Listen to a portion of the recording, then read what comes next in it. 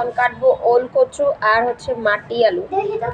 আপনারা যারা ওল কচু খেয়েছেন তারা তো চিনেন এটা ওল কচু, আর এটা হচ্ছে মাটি আলু। আমি দুটো একসঙ্গে কাটবো কারণ আমার কাছে ওল কচু আর মাটি আলুটা দেখতে একই রকম লাগে, দুটোই মাটির নিচে হয় এবং দুটোর স্বাদও একই রকম লাগে। আমি এখন এগুলো কাটবো, আপনারা দেখেন। আমি আজকে সহ ওল কচু আমি 2 দিন খাচ্ছি। বিসমিল্লাহির রহমানির রহিম। আল্লাহু আকবার, আল্লাহু আকবার। আমার বডিটা পিছলে যাচ্ছে। আসলে একটা ওল কচুর ওজন 3-4 কেজি 5 কেজিও হয়ে থাকে। আল্লাহ, আমি এটা ওজনে কভার করতে পারতেছি না।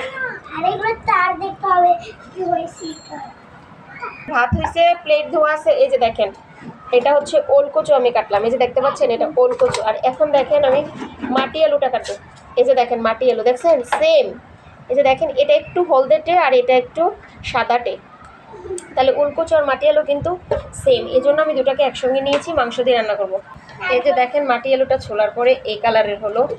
এখন আমি কচুটা ছুলবো। হ্যাঁ, ওল কচুটা ছুলবো। ছোলানোর পরে আমি আপনাদেরকে দেখাচ্ছি এটা আসলে কোন কালারের হচ্ছে। আর এই যে ভিডিওটা তো আপনারা দেখতেই পাচ্ছেন।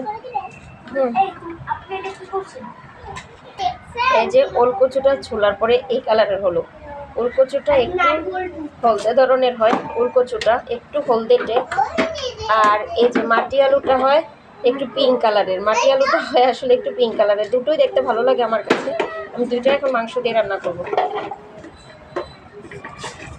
এই যে মাটি আলুটা সাদা আর ওল কচুটা একটু হলদেটে। সবচেয়ে মজার বিষয় হচ্ছে ও মাটি আলুটা আর ওল কচুটা কালারে কিন্তু একই রকম কালার দুজনের।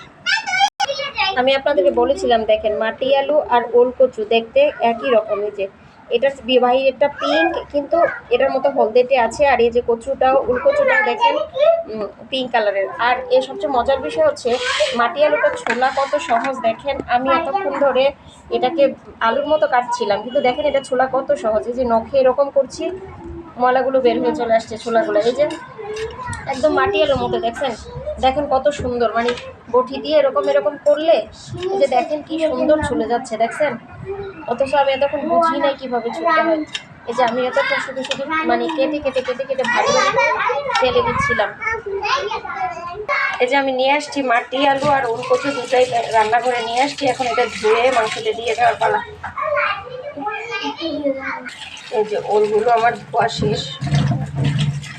এখন আমি লবণ হলুদ দিয়ে এগুলো একটা পাতিতে বসিয়ে দিব।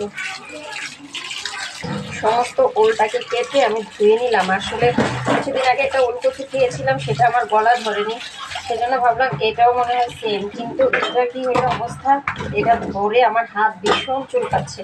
তো এখন আমি এটাতে একটু পানি দিয়ে লবণ হলুদ দিয়ে এটাকে সিদ্ধতে বসিয়ে দেবো কিছুক্ষণের জন্য। পানি দিয়ে দিলাম, লবণ আর হলুদ দিয়ে এটাকে আমি 5-6 মিনিট ফোটাবো।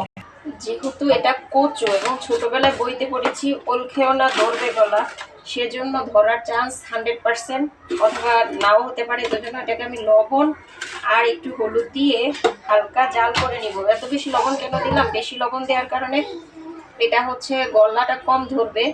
এই যে লবণ আর হলুদ দিয়ে আমি এটাকে জাল করে নিব, নিয়ে এই পানিটা আমি ফেলে দিব, ছেঁকে ফেলে দিব। তাহলে গলা চুলকানোর যে একটা সম্ভাবনা আছে সেটা আল্লাহর রহমতে আর চুলকাবে না।